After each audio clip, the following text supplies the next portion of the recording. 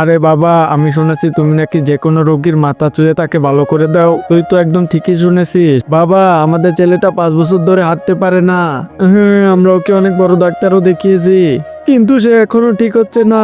এখন তো আপনি আমাদের শেষ ভরসা। হ্যাঁ, আপনি ওকে ঠিক করে দেন বাবা। আমি তো ওকে অবশ্যই ঠিক করে দেব, কিন্তু তোমাকে আমায় 10,000 টাকা দিতে হবে। ওকে বাবা, দিয়ে দিব।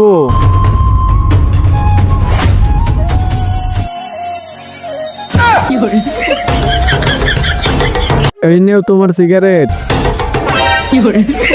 আরে ওয়াও, সিগারেট খাবো।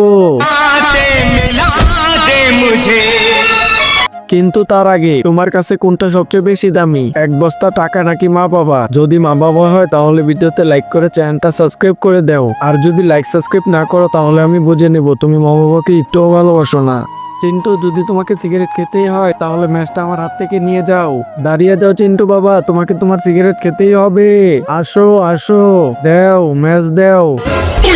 আরে তোমার বাবা তো শুধু 10,000 টাকাই দিবে, আর বিড়ির টাকাটা কে দিবে? ভাই সাহেব, টাকাগুলো দেন।